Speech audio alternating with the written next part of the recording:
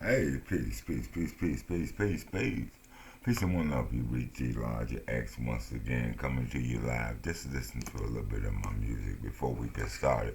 But let me say grand rising to all my brothers and sisters. And when I say grand rising, that's just what I mean, grand rising. I want to thank you all for being here. I want to thank you for taking the time, spending this day with me. And, I want you to know that I love you.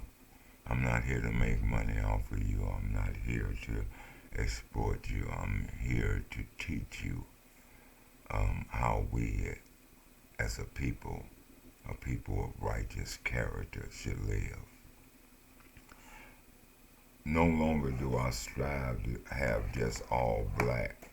As much as I would love it, I can't say that that is correct. I do say that there are others from other nations that think like us, that are like-minded like us. Let me say that.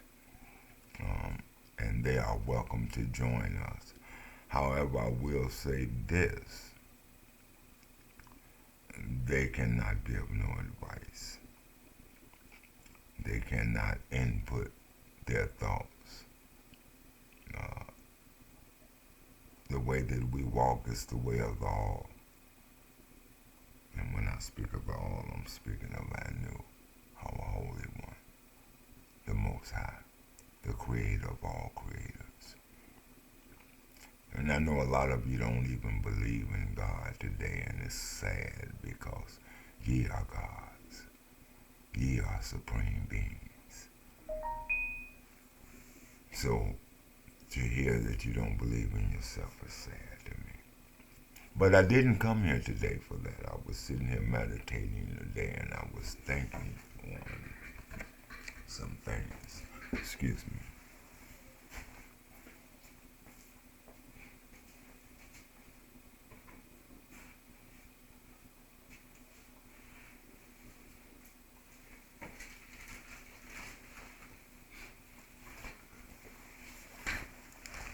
I was thinking on some things, and then thinking on these things and meditating and studying this morning. I just wanted to talk about some things. Probably some things I didn't already spoke on or wrote on, so I'm going to go back and kind of like talk about them. I want to talk about marriage because marriage is something we don't talk about today. Sad to say, marriage does not have the respect that it had back in the day. You talk today, it's better that you don't marry. But then, in your scriptures, it says that in the last days, people will begin to say what is bad is good and what is good is bad. So that's one way to know that we're in the last days, because today everything that used to be good is now bad. Everything that used to be bad is now good. It used to be bad for a woman to run around and be promiscuous and stuff like that. Now it's good. It used to be bad for a man to run around and have all type of whorish tendencies. You look down on him. He didn't have the respect in the community that the married man had. But now it's okay. It's good. It's better you don't even marry, they say, because of the simple fact, number one, why you gonna marry today? Forgetting the fact that marriage is an institution that's been designed since the beginning of time, since the beginning of man that was laying foot on this earth. As far as us humans, It's a part of our design.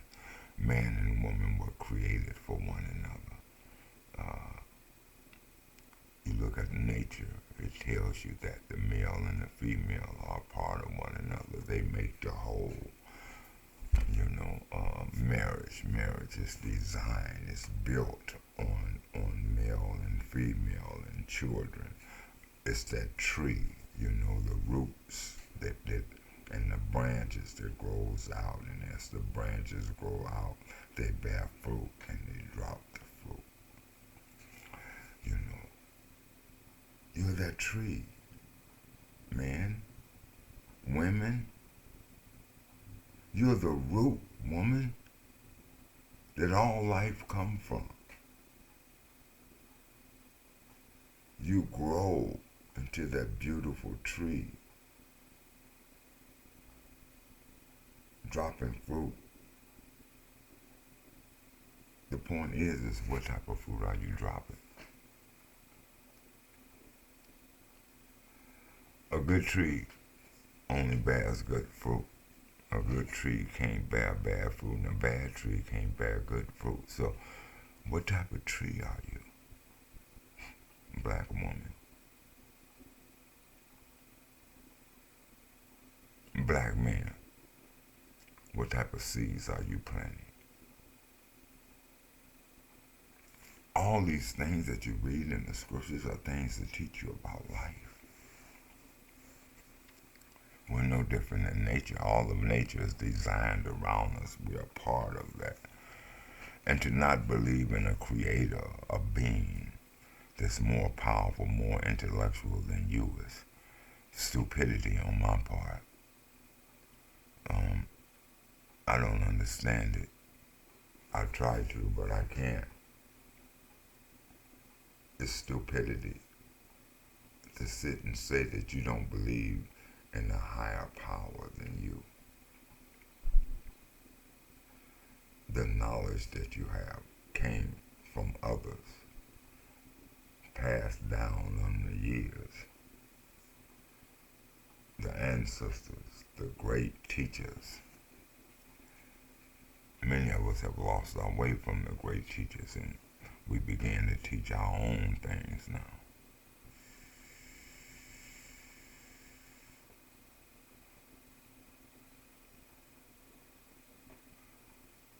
But let's talk about marriage. I'm a realist. I don't put on no airs. I don't put on no front. I'm not chasing this world. So if you expect me to be like the world, then you come to the wrong place. But if you're looking for someone that is different from this world, then you come to the right place, because everything that I teach you will be the opposite of what this world teach you. I don't care about what the world teaches you. You all know that. So I'm not here to teach you that the world teach you. I'm here to teach you about love. I'm here to teach you about the foundation of life. But today I want to talk about marriage. Yes, marriage. Marriage is the great foundation of all life. Marriage was designed, to make you happy. Think on these things. Seriously, think on marriage. It's a beautiful thing when you think about it. Marriage was not designed to really make you happy. Are you aware of that? Are you aware that marriage was not designed to make you happy, to satisfy you, or make you whole? I mean, if you go into it for any of the aforementioned that I just mentioned them reasons, then you're in a rude awakening. Some of my friends asked me to expound, so I guess I'll try to stab at it a little bit. And I'm in no way claiming to be an expert on marriage. I mean, I have been married a little bit under 36 years, and I'm still learning a lot of things about being married. If you want advice, then talk to someone who has been at this for decades, and let me just listen in. If you want expert advice, I'm just giving you my advice. You decide on if it's an expert advice. I can only share what I learned so far. I mean, I assure you that despite the tone of my voice, I really love being married. However, I don't want people to be disillusioned about what marriage is or not. So let me share with you what marriage cannot do. Marriage can't make you happy. I think it's safe to say that many people who want to be married think that marriage will make them happy. But I maintain that's just not true. We're all grown up with fairy tales. Fairy tales where the princess finds a prince and gets married and lives happily ever after. Simply put, nothing can make you happy. Absolutely nothing. Our love for each other is our greatest weapon to defeat white supremacy. Marriage is the foundation of that. It's where the teachings of love come out. Happiness is a personal choice. It's not dependent upon one's circumstances. I mean, there are plenty of happy poor folks and miserable millionaires. So if you aren't happy before marriage, chances are, you won't be happy in it.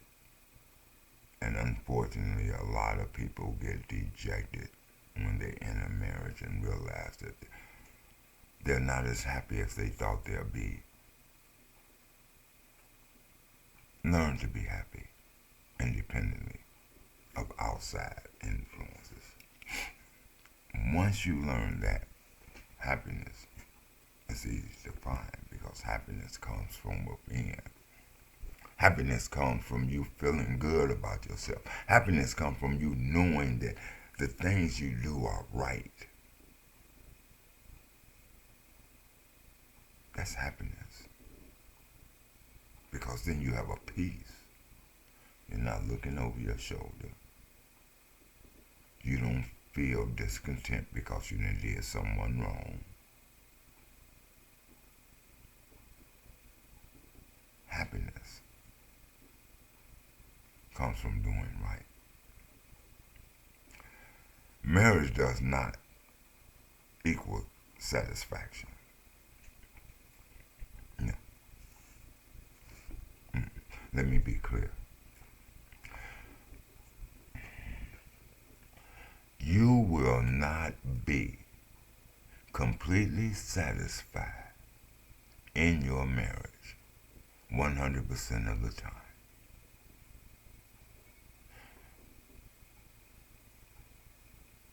You're talking about two people who were raised by different mothers,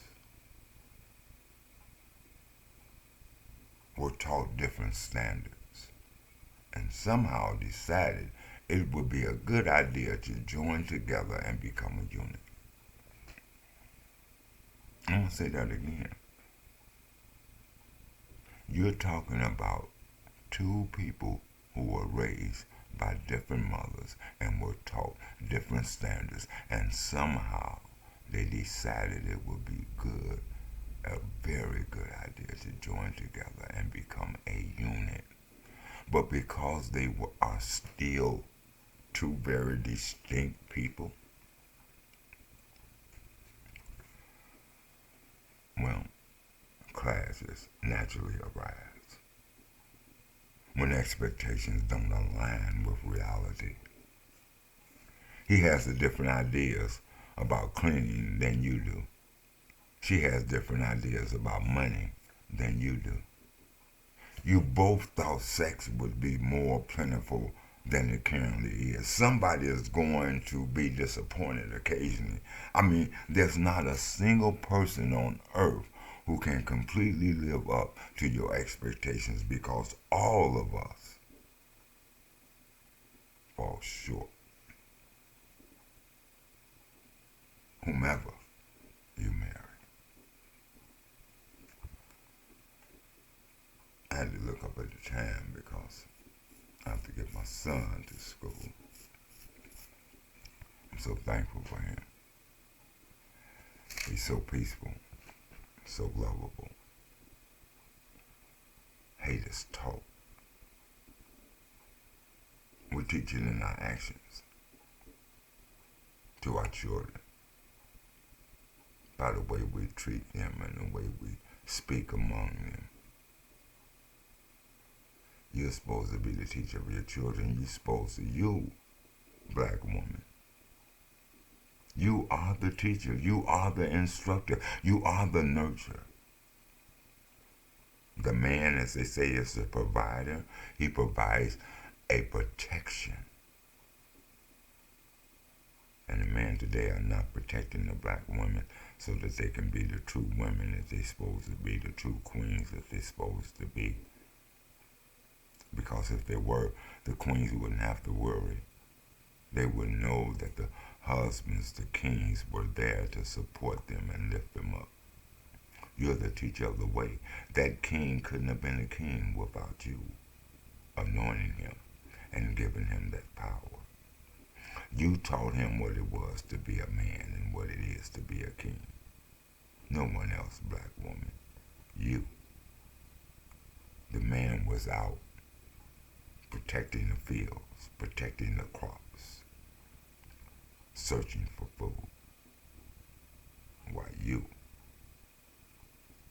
sat there at home and made sure that the children were nurtured, made sure that they were taught how to properly care for themselves.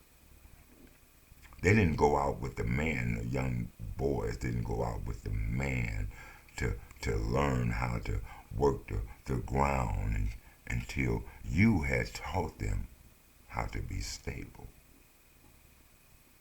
You, black woman, as much as I hate to say it, and as much as you hate to hear it, it's on you. You're responsible for the way this nation is headed today, this black nation. Yes, black woman, you are. You know why? Because you're not raising the children in the way that they should go. You're not instructing them. And you, black men, are just as bad because you're not requesting.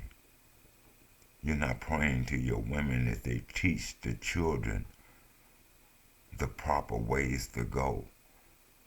And you, black woman, who is the most powerful being on the face of this earth, are letting the man do and live any type of way they want. And the king cannot come and be your king until he qualifies himself as a king. And you are accepting low-life, the scum of the earth. Man who has no mentality, no intellectual mentality, no thoughts of manhood, no thoughts of proper understanding of what a family is. Black woman, when you stop teaching, when you stop putting demands down, you let the nation go, and the nation fail. We depend on you, black woman. You're the root. We can only be as good as you want us to be.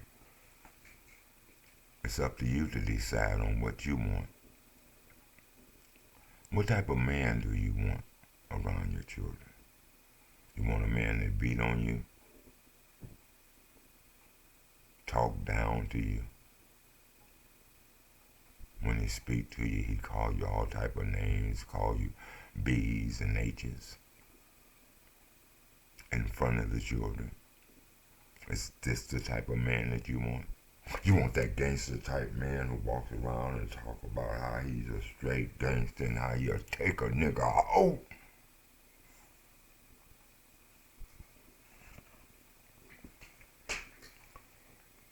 And how you better not disrespect him. What about his respect to you, black woman? Since you are the mother of the earth. What about your respect to yourself, black woman? Since you are that great pearl,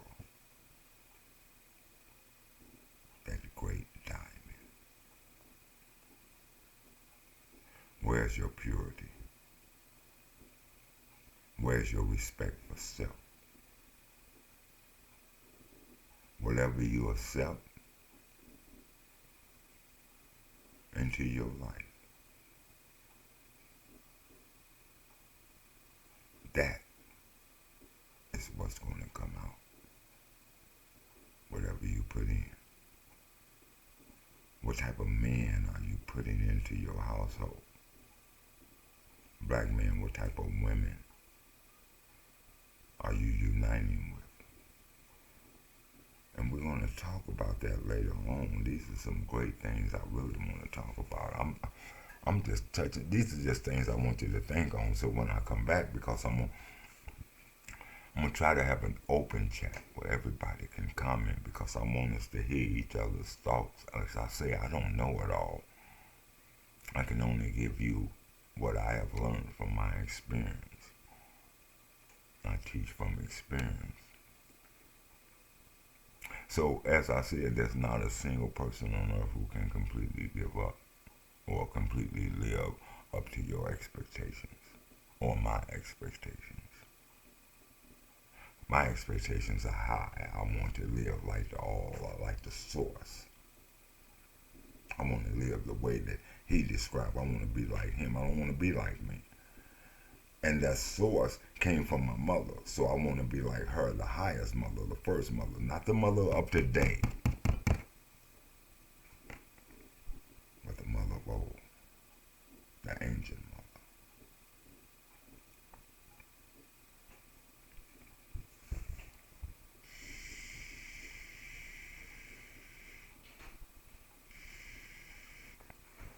Don't think that you can change the things that you don't like about him or her. That's a dead end road. And even if you did fix those things, chances are you'll only find more things later that need to be fixed. Go into a marriage expecting the other person to fall short within reason, and then decide to extend some grace when they do. Alright, that means my time is getting close because my son has come down.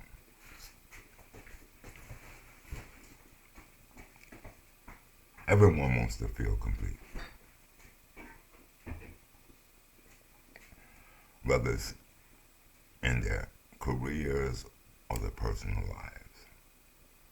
And we're going to talk about careers eventually, about working and how you're not working for you and how it's not benefiting you. But we'll get into that later. Right now we're dealing with marriage. As I said, everyone wants to feel complete. They somehow don't feel like they sit back, relax, and enjoy life until they have something that they always wanted. Sadly, Plenty of people put their happiness on hold.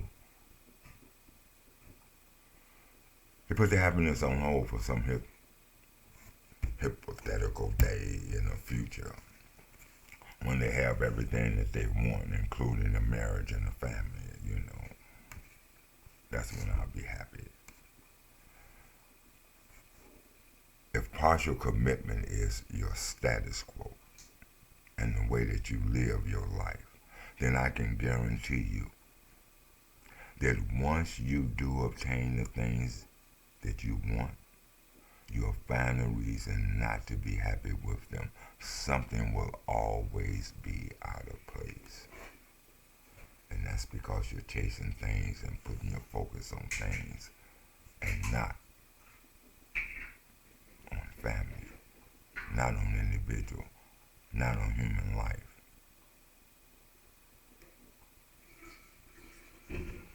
Don't go into a marriage expecting your spouse to make you better, fix your hurts from your past. Don't go into marriage expecting her to give you everything that you ever thought that you needed. Because only God, which is you, can do that. Please. If you have personal issues that you're aware of, work on them before you get married. Or you'll still submerge yourself in them. You still sabotage yourself. Your spouse is not your therapist or your fairy godparent. So you say, why get married in the first place? What advice would you give to someone who is catching feelings and falling in love with you? Be honest. Well, honestly, only you can answer that. But I can tell you one indisputable prerequisite for a successful marriage. Be prepared to work. Marriage is beautiful, blessed, sacred, holy, but it's not for punks. They say it takes work, but I say it more than requires work. It is a work personified. It is a full-time job requiring a lot of spiritual, mental, and emotional strength. When you hear the words for better or for worse, imagine what the worst could possibly look like. And honestly ask yourself if you have the wherewith to thrive in those situations. If you don't have it, that's fine.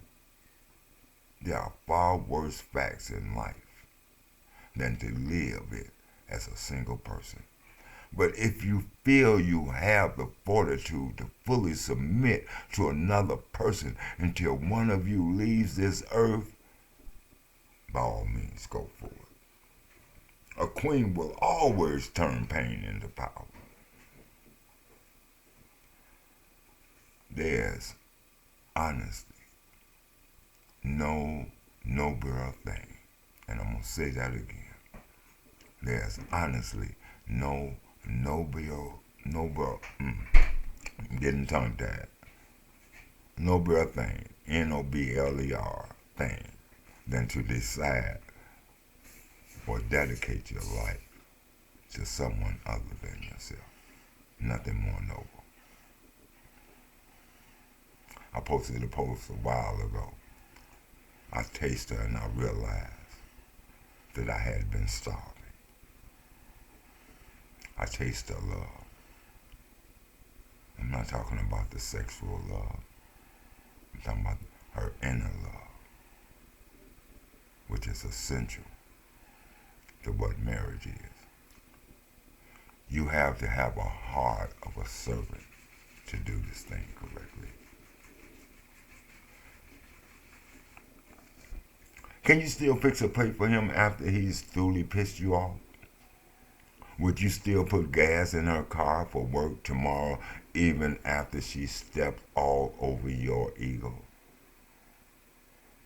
After days of fighting and arguing, can you still muster the humility to pray for one another?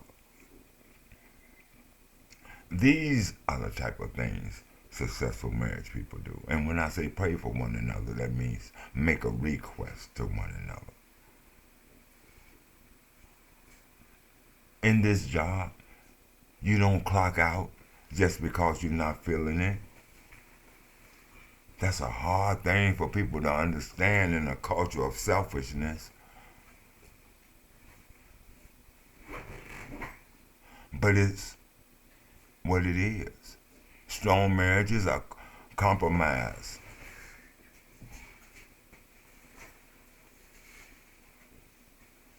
And strong marriages are built on strong people.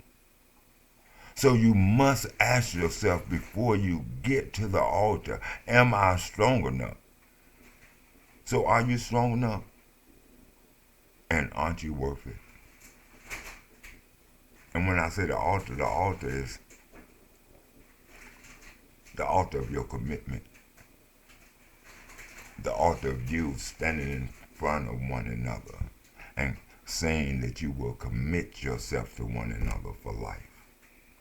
That you will go through life together, that you will bear children together, raise them together to be the children that you desire for them to be, not the children that the world wants them to be. But that you would take these children and make them creatures, images of you, even greater than you. Because you failed in some things, but now you know where you failed at. You have corrected them errors, and them errors being corrected will not be brought into your family, to your children that you're now birthing, into your seed. You don't feel me though. Your children ought to be greater than you, but they can only be greater than you when you teach them things greater than what you learn. I want someone who I can take my gloves off with. Already have to fight the world. Temptations, addictions, evil thoughts, insecurities, rejections, imperfections, disappointments, and anger. So if I have to fight you to physically, mentally, or verbally, what are you here for? Think about it. On the other note, don't use me as your punching bag. I'm not your enemy. With me, you don't need your gloves. I know what you fight every day. I could be your peace if only you take the gloves off.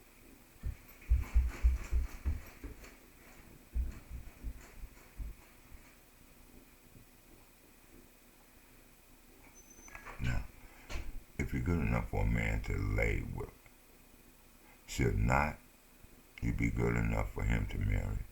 I'm just asking. Hey, I got to go. I want to thank y'all. It's time for me to get my son up out of here. Peace and love. This is Elijah X once again from the Queens and Kings of Africa. Please do come back. Go to our site. All you got to do is go in AfricanPeopleOfLove.org. It's just like it sounds. You are an African person who desires to live in love. We are the African people of love, the Queens and Kings of Africa. Join us each day on our site. And join us on Facebook and Twitter. We're all over the globe, just like we're all over the web. Peace and one love.